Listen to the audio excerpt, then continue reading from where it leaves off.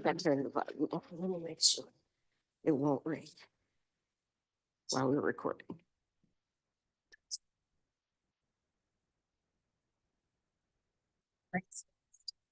And I like the windows. I think they were modeling it still when I was there, which is finished last spring.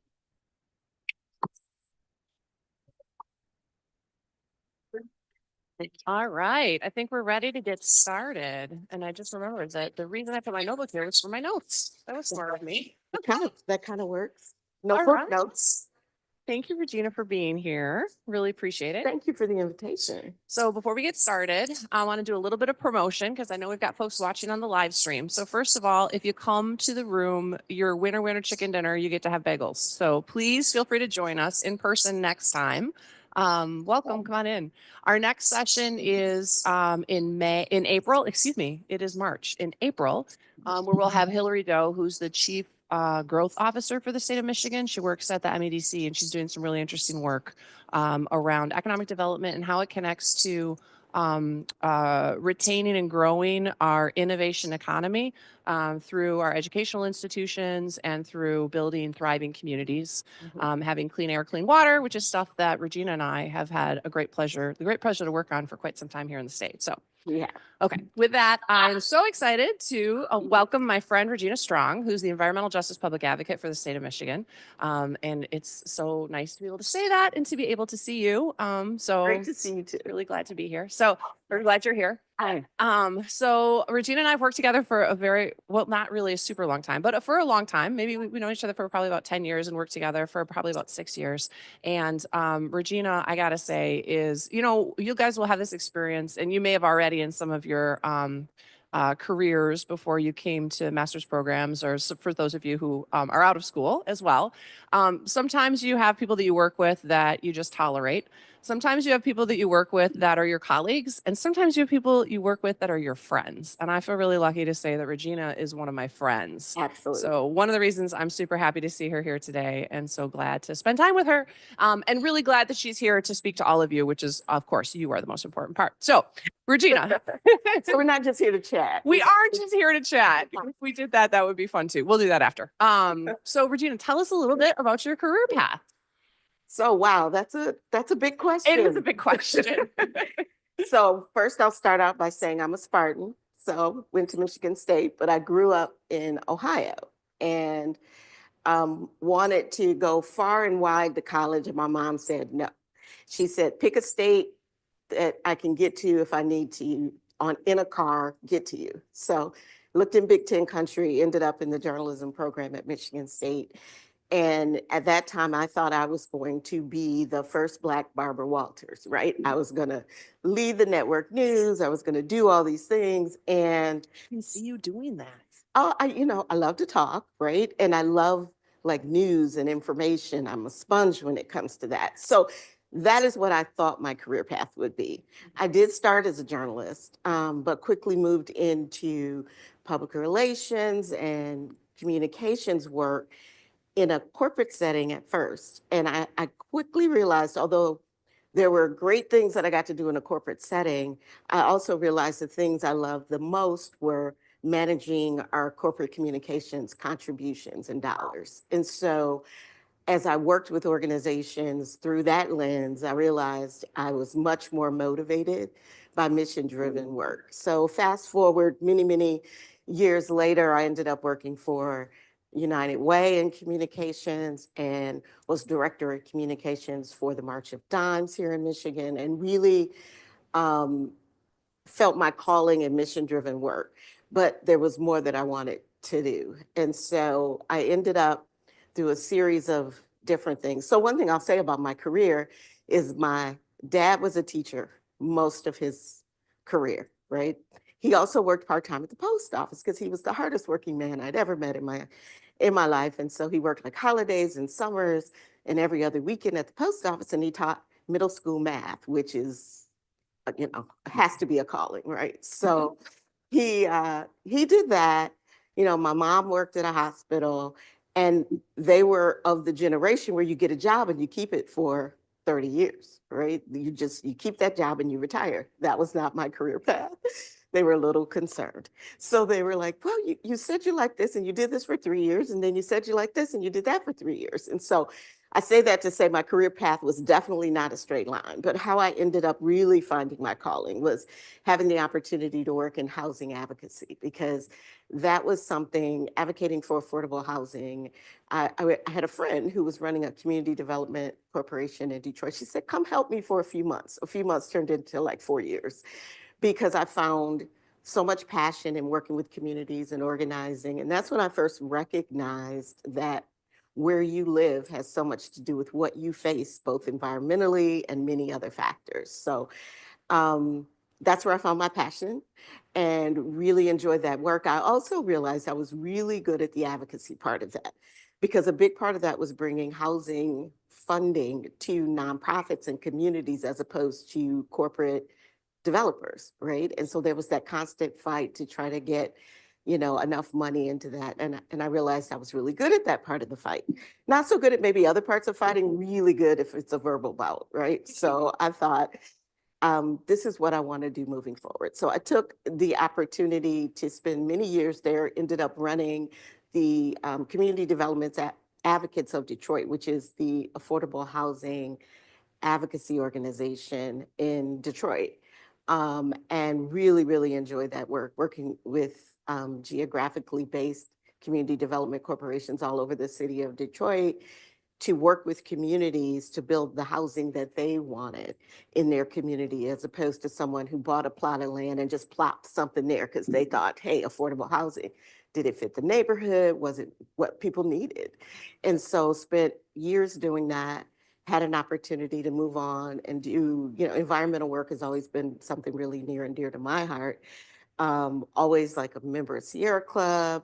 And then I ended up working for Sierra Club. So in that work, I led the Beyond Coal campaign, really trying to get coal plants closed and move on to renewable energy. And what I found in that work was that, again, place was so important. And I really started learning more about environmental justice and how some folks live in certain neighborhoods and have much more impact from the ways we generate energy or how we treat our environment than others.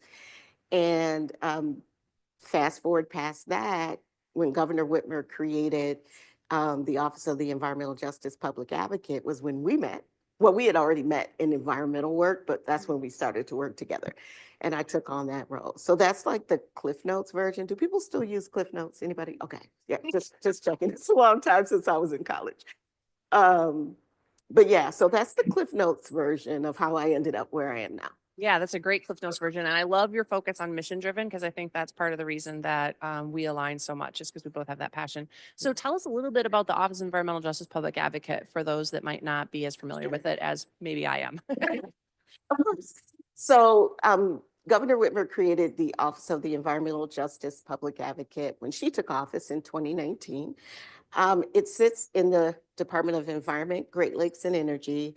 It is really the only state environmental justice office that's also considered a public advocacy office. So a lot of state, not a lot, maybe 5, 6 states have a dedicated office focused on environmental justice advocacy, meaning, the goal is to make sure that everyone benefits equitably from our environmental laws and regulations, and that no one should bear an undue burden of our opportunities to generate energy and do the things we do around the environment. And so this office is very unique because it sits in a spot where it is an advocacy arm of the state government, where we work with communities and we also work within state government to try to integrate that, focus on repairing injustices into state government. So that's what the office does. We are small but mighty. There are 2 of us, an intern and a fellow right now. So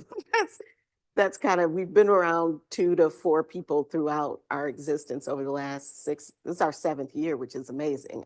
It seems like the work just started, but there's so much to do. And I think part of it is both working with our interagency environmental justice response team. One of the things that Governor Whitmer did when she created this office was also create an interagency group response team. Cool name, because it sounds active and I like action, right? So of state departments. It was probably, I would say, 8 or 9 that she specified in the executive order. But what we quickly found is we needed other departments that weren't in the executive order. So we invited all state departments to become part of it, and many of them took us up on that offer. And at the time, you and I were working together, and we said, oh, we need, I think housing wasn't on there. So we needed MISTA. We didn't have education or We like didn't have logical education. ones where we're like, Right. everybody touches environmental justice. And that's what you find is that, all the things that build a certain quality of life impact environmental justice or injustice, right?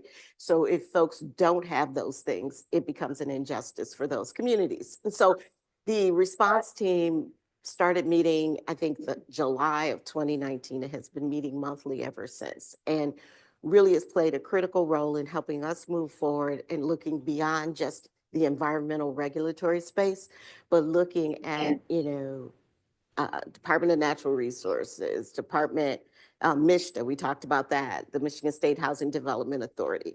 Really important to environmental justice work is public health. And so Department of Health and Human Services play a critical role in a lot of the work. So many different, I won't try to name them all because I know I'll forget some of them, but many of them who are part of the work. And so we work with that. We also work with our state's first advisory council on environmental justice, the Michigan Advisory Council for Environmental Justice, or MACI-J. You will find that, I'm sure, as you go out in your careers, everything has an acronym. And depending on where you are, it means something different, right? And so when I entered state government, this was my first foray into state government. At first, I sat in meetings and I thought, what are they talking about? Because it was like MEDC and DHQ and PAs. It was so much, right? So I started stopping people in the middle of sentences. Tell me what that means. Help me understand. So, I felt like you should never be afraid to do that, because how do you understand what anybody's talking about if they're using code? That's what I call it. So I say all that to say with the MACI-J, I told Liesl, we can't have an acronym, we got to have a word. I'm a words person, we got to have a word. So we started calling it the MACI-J. And with that group, which is really intentionally crafted of folks from communities with environmental justice concerns, tribal communities, environmental organization representation, labor, business and industry, academia. Let me think.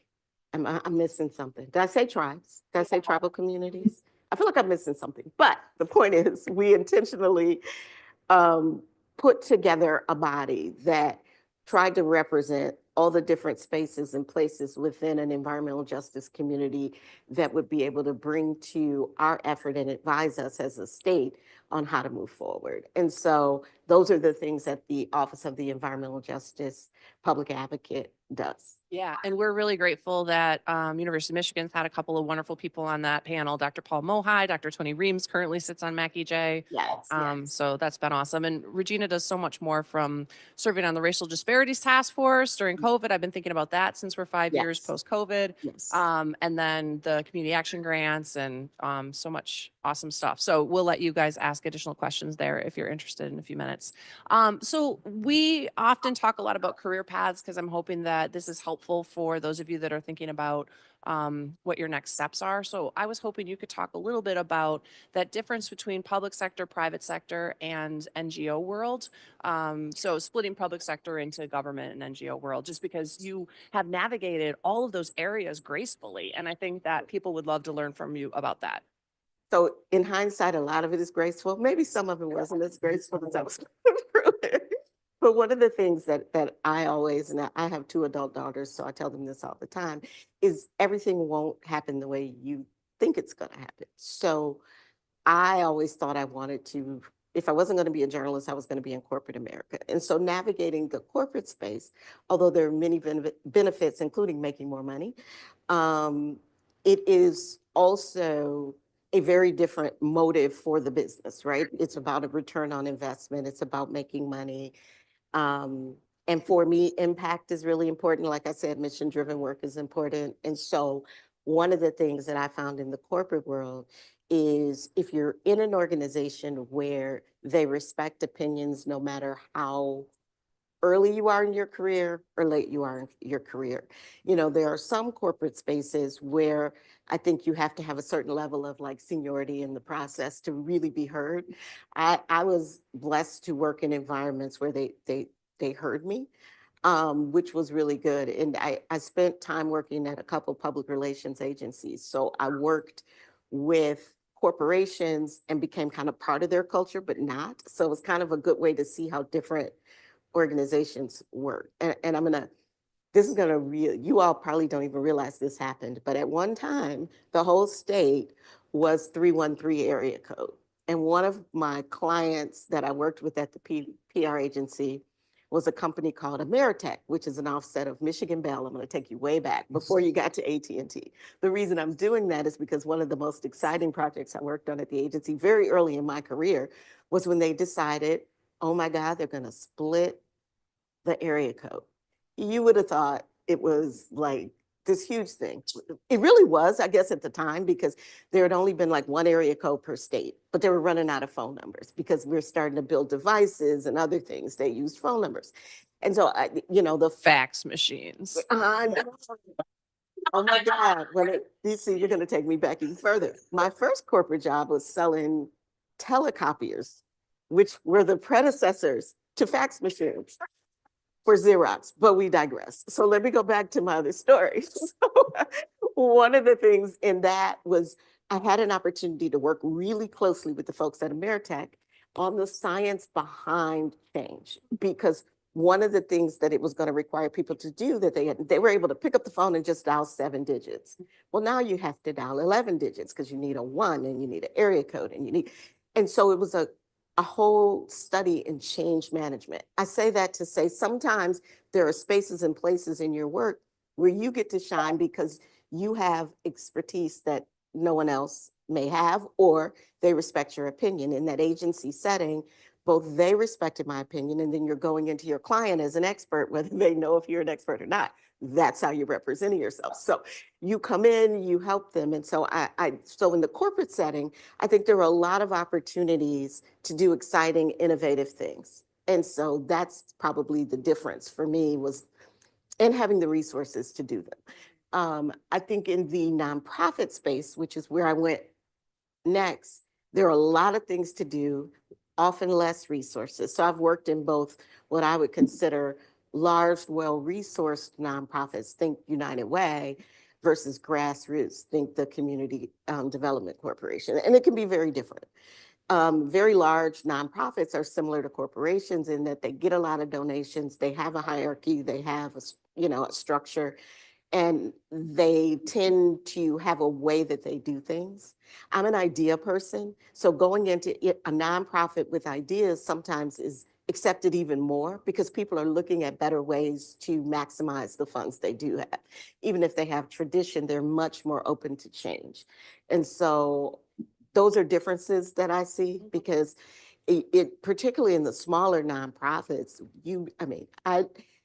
funny, when I first went to the Community Development Corporation, now I went there under the guise of communications, right? I'm going to work with the board, I'm going to communicate, I'm going to advocate, I'm going to lobby. Well, guess what my first assignment was?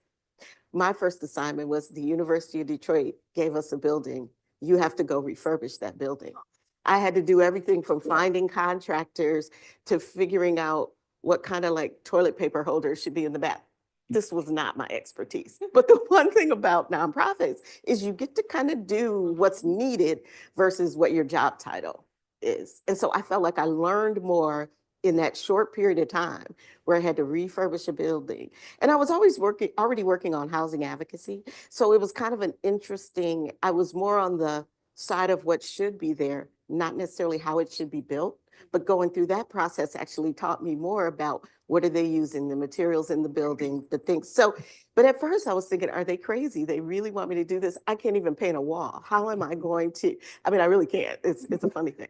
So, but it ended up being the benefit of that. And then fast forward to government experience. I think government is a combination of the two, yet totally different. I think your role has really been a very innovative role in a Yes. really big traditional organization. Yes. And you've excelled at it for that reason because of your background.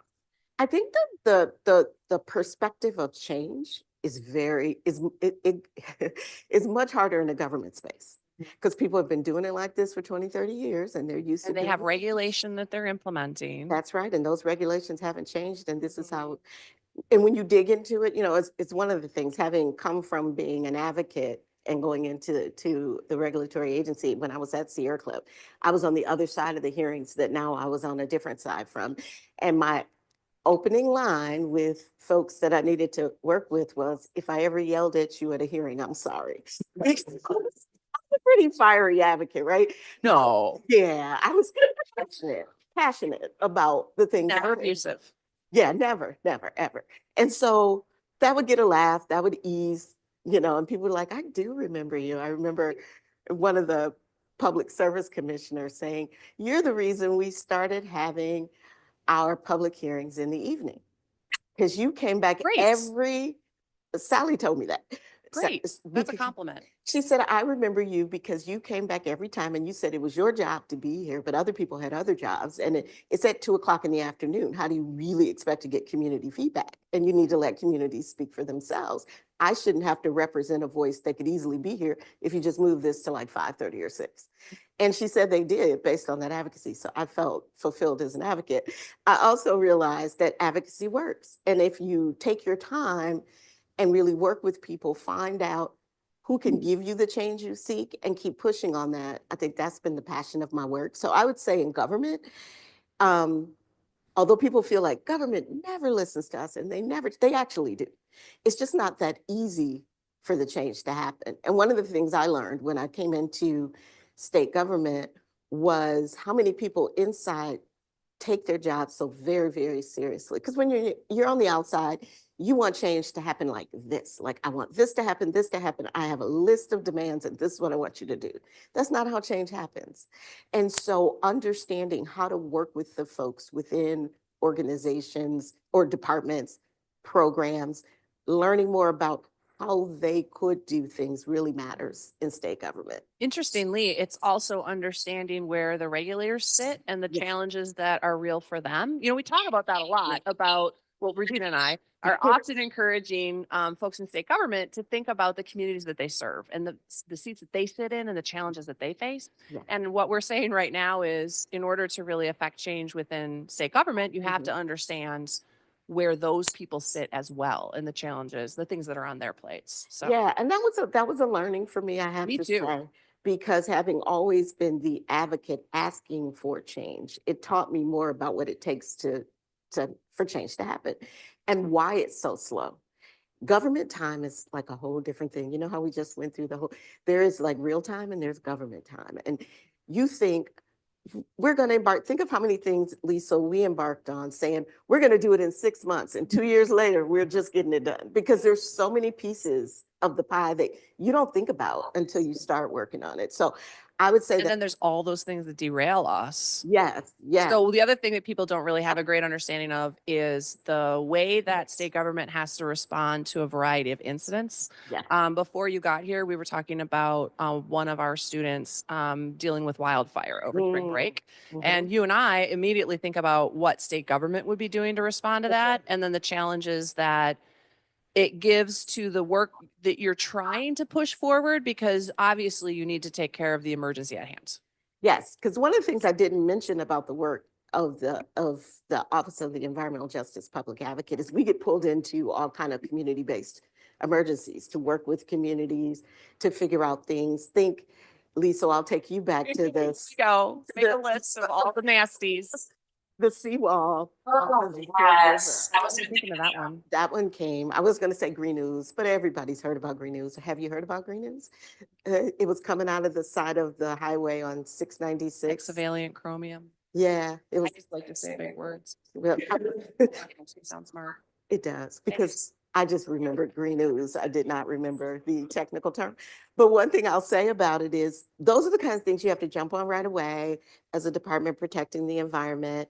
As an office looking to protect people, you need to go out, talk to community, figure out how you can bring them into the process. And although people think you know everything in state government, you really don't. They think federal government knows everything, they really don't. And local government knows everything. Once you bring it to someone's attention, and people often say, why didn't you all do anything about this before? one of the things I think people aren't aware of is we built this country and then put it on autopilot, right? Uh, so we have 90 and 100-year-old pipes in the ground, and we don't think about them until they burst, like happened recently because of the weather. But then when you have to fix them, it's a big deal because they've been down there for 80, 90 years, and you got to dig deep and you got to figure it out. Similarly with the, seawall, it was a whole thing where I our friends in Canada saw it first because they can see the seawall and we can't, right? So It's on the Detroit River. on the Detroit River. So our winter side. folks saw it and they're like, hey, that used to be a nuclear site or something, they said. Then it became this whole thing. And working with community on that derails anything that is moving forward and becomes a year-long process in figuring out how to inform community, work with different levels of government, because that was several federal agencies, several state agencies, local government, local zoning, just so many factors. So although there are a lot of people in state government, there's so many things that are covered by state government that most of the programs are relatively small in terms of staff. And local responders are amazing. Almost all of these incidents, Yep. like the issues really, the phenomenal response from local responders. And I think one of the things, Regina, that you do really well is help communities think about risk. Yeah. Because that's a great example, as is Green Ooze, of two challenges that had very little risk. Yeah. Very, like you are way more dangerous getting in your car and driving to Detroit than, you're taking any sort of risk by driving by Green Ooze on the highway. I mean, if you're laying on the highway and drinking it, then we need to be worried. Maybe for multiple reasons. And I think the hard part about explaining that to people is they see it and they hear it and they think this is dangerous, which it is if you come in contact with it. But the protection part of it, you spend a lot of time just making people feel safe, because I feel like that is a very important part of government. And part of the environmental justice work is working with communities that have not felt safe in quite some time and do not feel like government is focused on making them safe. And so that For good reason. Yeah, for good reason, right? Mhm. And that distrust of motive sometimes makes it harder to convince people to work with government, to be honest. And so a big part of the role has been going to communities and talking to people and just building trust and having conversations and bringing resources to them.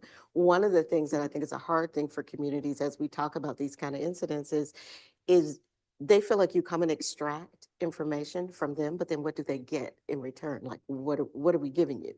And that's a hard part of it. And that is something that I think the work to integrate environmental justice into government has, I think, helped us progress on, because oftentimes the public servants doing the work are very focused on whatever their regulatory role is, the science behind it when it comes to a department like Eagle, or if it's a first responder, just dealing with the emergency and not necessarily thinking of it in a big picture way, very micro versus macro, whereas we live macro. Everything hits us at the same time.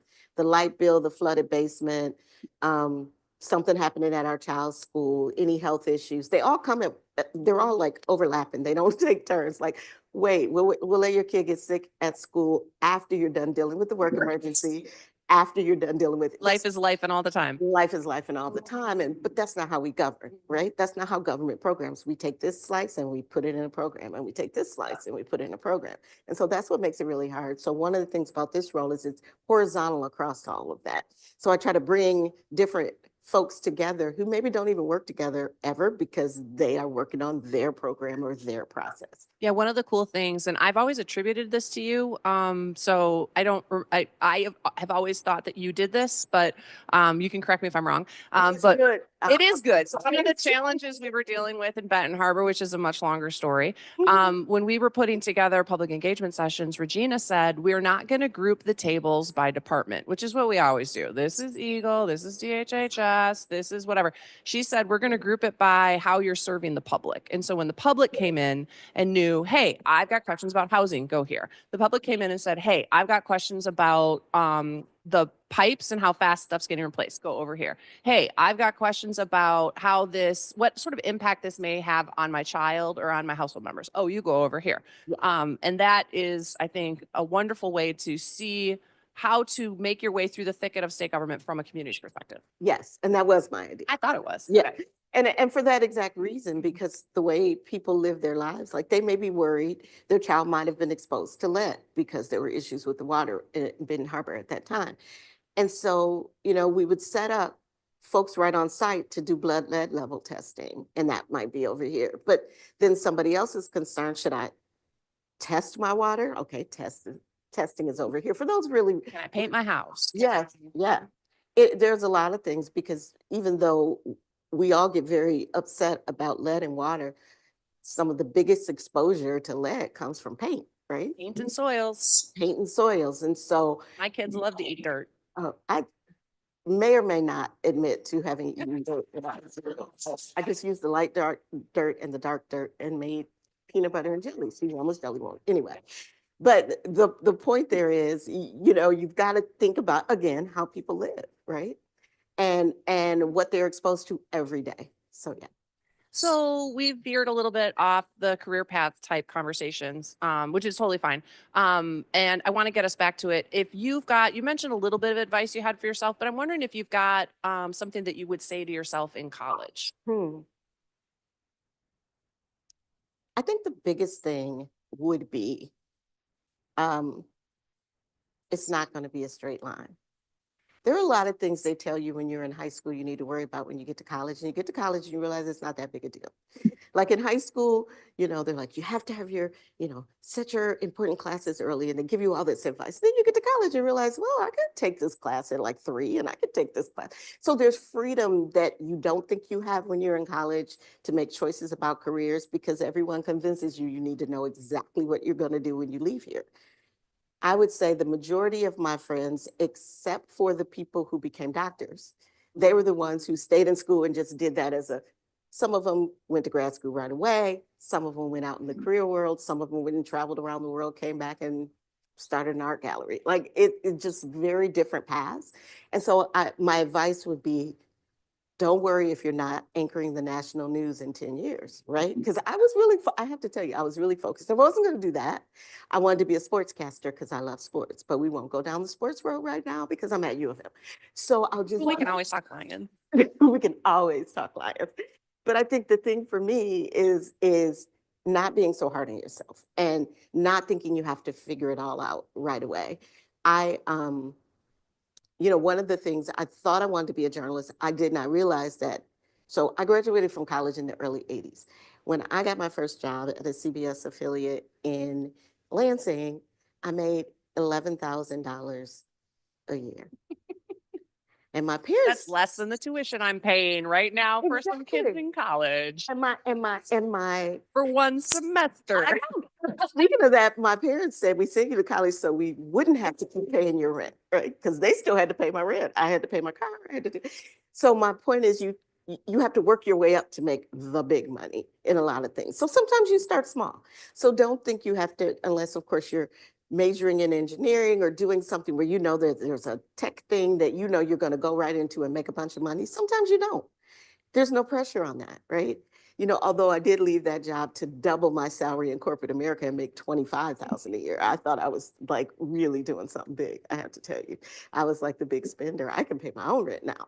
So, but I think you sometimes think you should know and you don't know. So that would be my advice. Yeah. I think that's really fair. Yeah. And I think a lot of your path is figuring out what doesn't work. Yes. Unfortunately, Yes. Yeah. So I'm a big person about how things make me feel. Very, very in tune with my feelings, more so now at this age than I was in my 20s, but I was getting there. And I think one of the things is spaces and places can give you dread or give you joy. And the places that give you dread, don't stay there too long. Like sometimes, you have to. Like I reached a point in my selling telecopiers and copiers days when I knew I hated sales. Like I love talking, I hated closing. So I could talk to you all day, but I'd never actually ask you to buy anything. And apparently that was not what the job was meant not to buying do. a fax machine, Regina. Not buying a copier. And back then I had to schlep the actual copier to the office and demo it, which I also was really bad at. So I was like literally crying every night because I had to wake up and go to that job the next day. And I was dreading telling my parents this was not, because they were so excited. Oh, you got a corporate job. You could be there for 30 years. It's going to be great. And I'm thinking, I can't even be here for 3 more days. So I quit that job. And then I told them. I didn't tell them before because they'd have talked me out of it.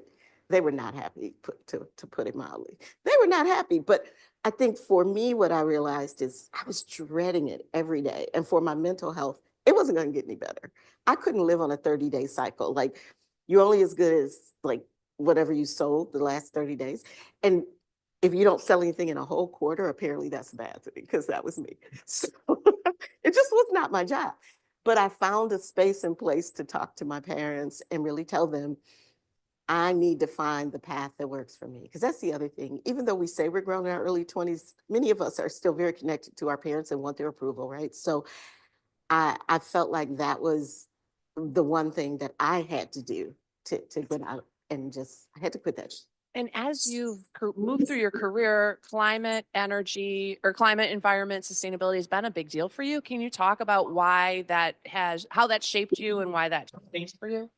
I mean, I mentioned my time in housing advocacy, and I remember working with a woman. There was a weatherization program, and we were going to try to bring down her electric bill, the nonprofit that I worked with.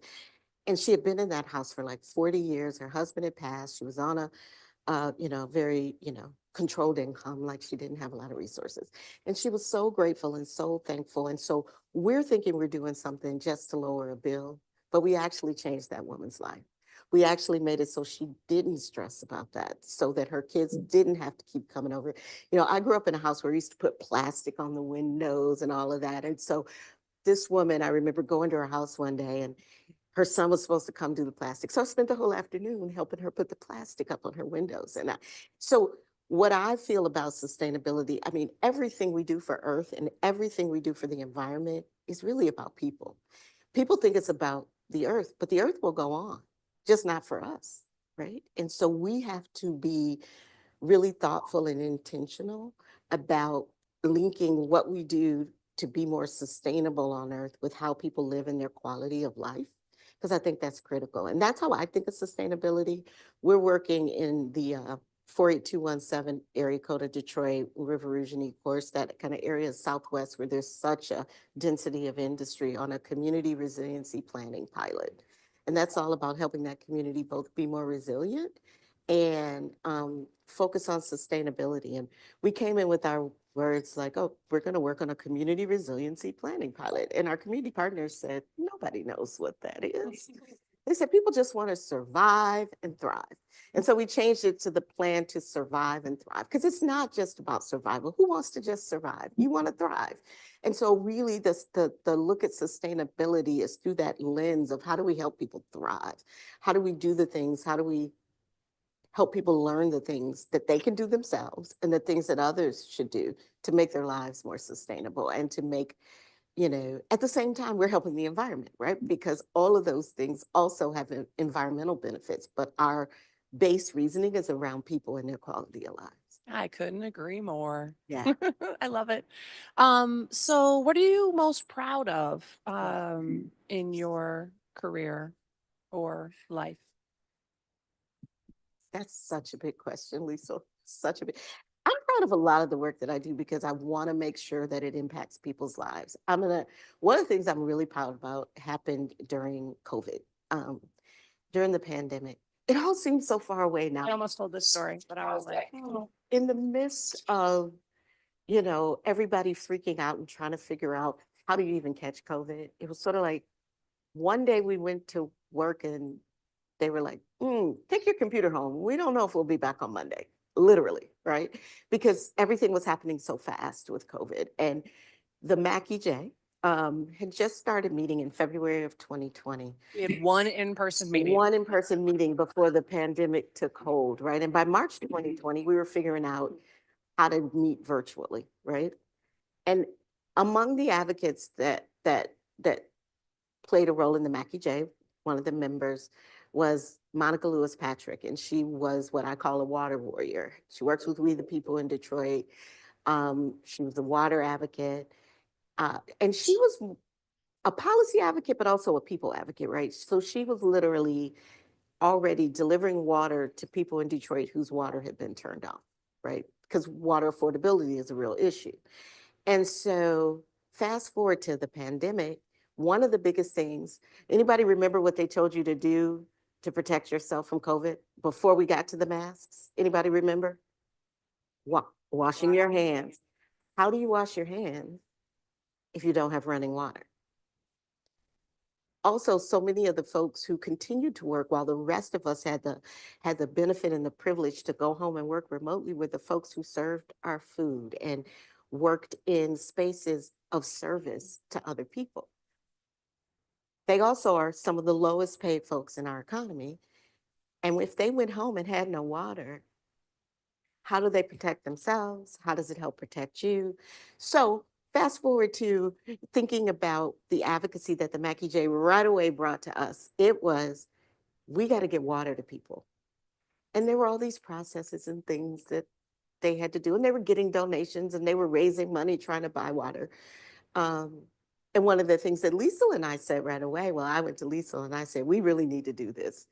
And we need to figure out a way to help we the people deliver water and other water advocates deliver water to those who had their water turned off while we work through the policy side of getting that water turned back Getting on. an executive order written and. Yeah, we were working through Doing the policy side. And so one of the things that happened is we were able to help them with supplying water so that they could deliver it to folks at their homes, so that they have clean water, they could protect themselves from COVID. And it all seemed like it was a blur. And it happened in this triage mode. You know, even though I kind of like hospital shows on TV and I kind of don't because they stress me out because guess what? Everybody's sick. They also show you what triage means. Everybody's rushing, everybody's doing their part. And that was the work that we were involved in during COVID. And so we literally helped with that. And it ultimately led to the governor doing a moratorium on shutoffs during COVID.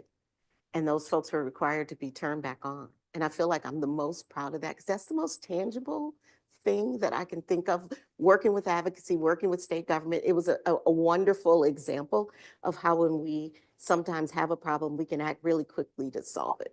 I think you were such a shining star in that moment because of the way that you coupled action with the policy work. So the policy work was happening, but we were taking action in the meantime. That was so important. I'm an action person and I believe we can't separate those two. We got to do them together. Okay, so we're going to get to questions from the audience. So first we're going to do the lightning round because I Okay. like to do the lightning round. Okay. Okay, so first, favorite place? You said lightning, right? Okay. Lightning. Favorite place. I would say a combination of Pictured Rocks, very beautiful, love Pictured Rocks, and Cancun. Ooh, I like both. Water is the theme. There's been, okay, so I gotta tell you, you know who has come and spoken. There's been a lot of water answers, let me tell you. Okay, Love water. first job. I think you've told us. But no, first job, go all the way back. So like First job. like Yep. from school, like Yeah. first job, like high school. So my dad wouldn't let me work because he said school was my job, so I could only work during the summers. And my very first job was working, my favorite teacher was running a summer jobs program. And she had me work with her to help assign folks to their summer jobs. So if you were nice to me, you got a good one. If you weren't so nice to me, you might be cleaning up outside in 90 degrees in the park. I mean, I'm we just- always knew we should be nice to Regina, but that reminds us. Okay, Just kidding. I was nice to everyone. recent book, podcast, music, something that you would recommend, story, something you would recommend people listen to, read, consume.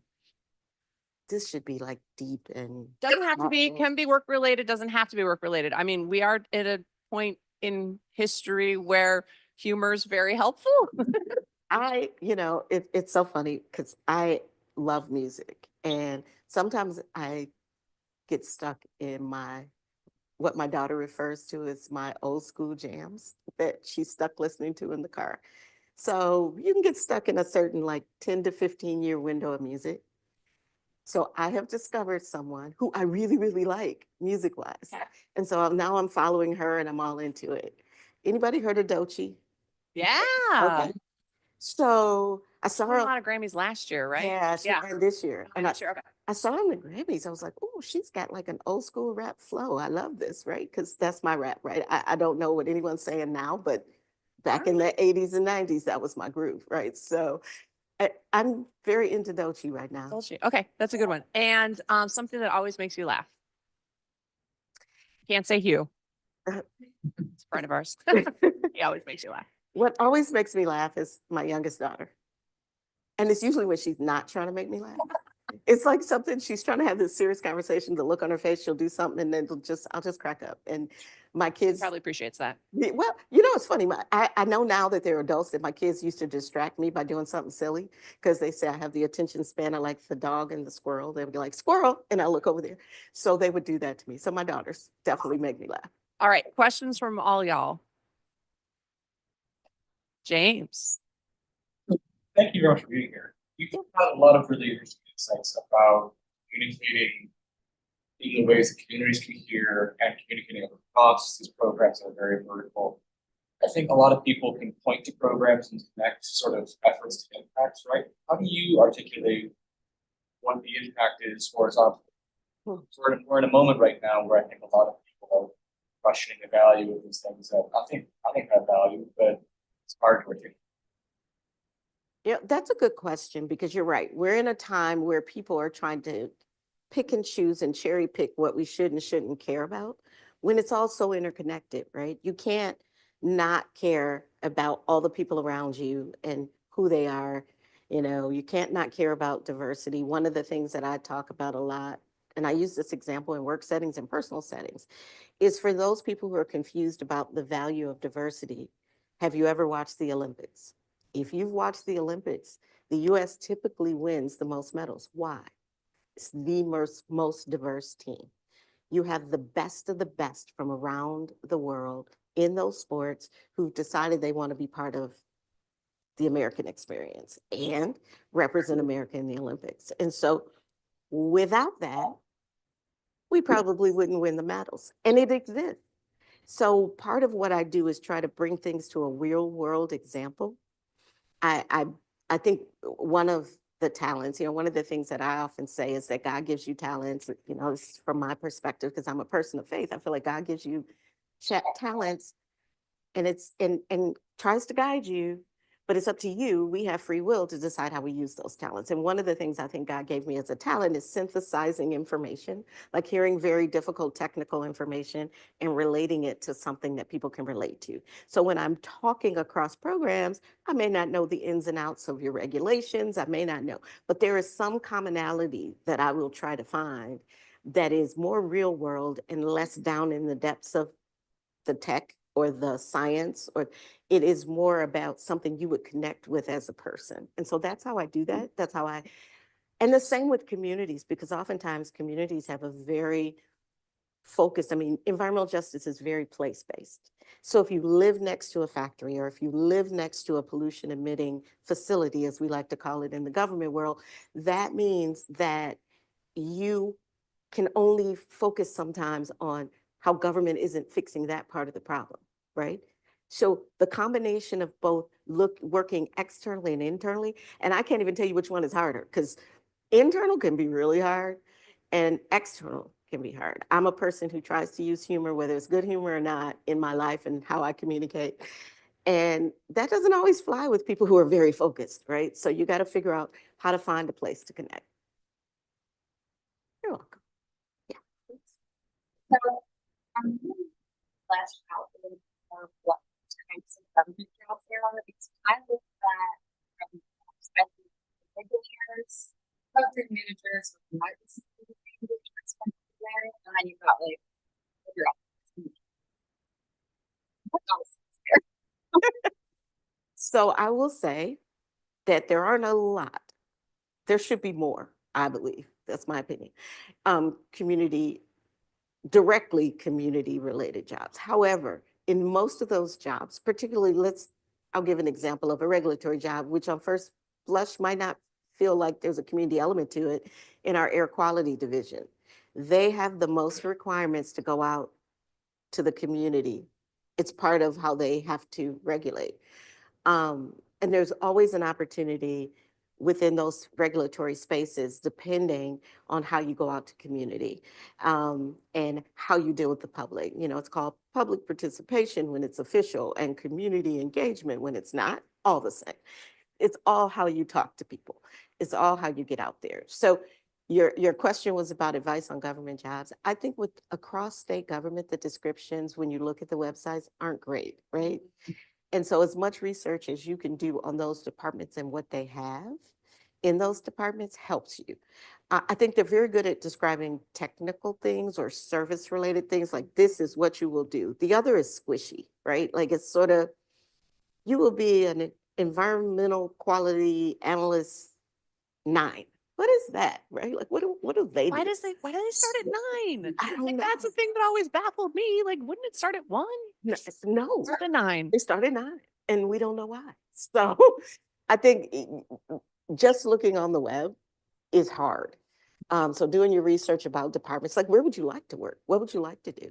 Do you think, you know, do you want to work in Department of Natural Resources? Do you want to work in Eagle? Do you want to work, you know, in Veterans Affairs, some other department, really getting a sense. I also like to follow departments on LinkedIn because I feel like you see a little more of their action and less of their words on LinkedIn. So you can see visuals, you can see pictures. It's like, oh, I want to schlep through a slump. This is my description of what some of our water resources people do. No disrespect to the work, but they have to put those really tall. Oh my God, it was so fun. I went out with Kevin that one time and we Yeah, were I mean, counting the it's- bugs and shocking the fish. You That's shock my the point. fish, dig them up out of the river, This is what I'm talking count about. them and measure them, and then put them back in the river and they're just swim away. So there are jobs that are much more exciting than they seem. That would be my idea of excitement, but we great still job. enjoyed it. I would have. And I just feel like you have to kind of see the visual because it's hard. And I I think agree. talk to people Yes. because this is all of you, if you were interested in a state government job, could easily get kicked out by just the way they do the base screening Yep. if you don't build your resume or your cover letter correctly to match, even though you might fully have the qualifications, you've Yes. got to match them in a very specific way. And so building relationships with people on the inside and like asking them about what they think and about positions they know are coming up, and they can give you advice as to how to craft that correctly, because I would believe that once you get an interview, you're good to go, right? The issue is really just getting that interview, right? Yeah. So hopefully that's helpful. Questions? I'm curious to hear more about the projects you're working on or have been working on the past few years. Sure. I did, and I kind of sprinkled them in. I've talked more about, you know, career things, but a couple things I'm very excited about. One, we built the state's first environmental justice screening tool, my EJ Screen, and a group of graduate students from here at University of Michigan working with Paul Mohai helped do like a prototype for the Michigan Environmental Justice Council that we used as we were building and thinking and looking at what should be in there. And it also integrated some of the work of the interagency response team. So that's out there if you want to check it out. And I think it's even more important now because it is based on like the EPA's EJ screen with state-based information, which is no longer on the website anymore. They've taken that down on the federal level. So our state-based tool is more important than ever. And we just announced in December our first round of environmental justice impact grants. I'm so excited about those because, you know, we haven't really been a program office. We've been more Remind me how much money that was, Regina. $20 million. $20 million to help communities. I know, we were so excited when it made it through the budget. It was in the 24 budget and it took us, you know, the time to get it going and get it up because we weren't a program office. So we had to figure out how it would work. And we took applications last year, got 189 applications asking for $80 million plus. So we know there's demand out there and we have 4 categories. Liesl quickly touched on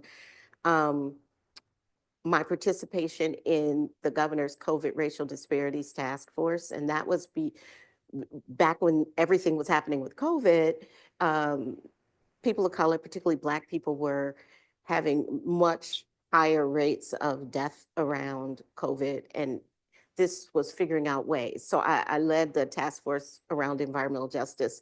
And one of the things we had already been working on in the Mackie J was how do we protect the children in school whose schools are right in the wake of pollution emitting facilities from that indoor air quality. They're sitting there all day and it's coming through the vents and that.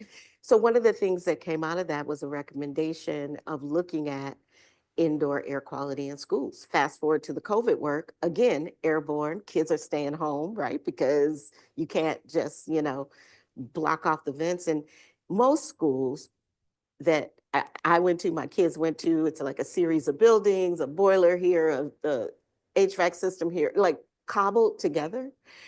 So we started offering free assessments to all the schools in Michigan as part of that work. So that was fast forward to now, part of the grant program, one of the categories was indoor air quality in schools. So schools could apply to upgrade their HVAC system and make them more protective of anything airborne, pollution, any of those things.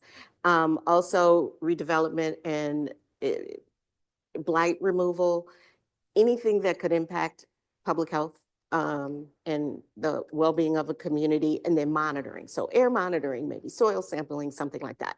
We announced 43 awards. They're all over the state. Tribal communities, several in Detroit and Flint and Benton Harbor and Muskegon, Saginaw, Marquette, Imlay City, all around the state. So we're just working on the grant agreements now. They should be able to start work soon. So I'm really excited about that. That's kind of our every day, all day, trying to get those grant agreements done so people can begin having impact in communities. So that's what we're working on now.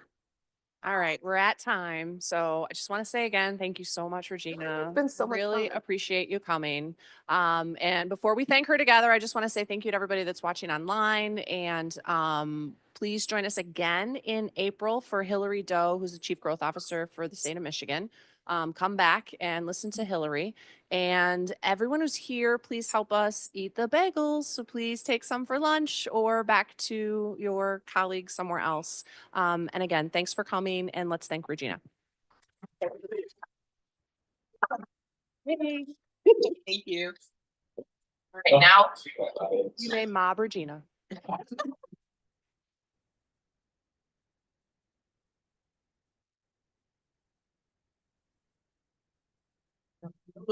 You're no longer my, just saying. I'm like, oh my God.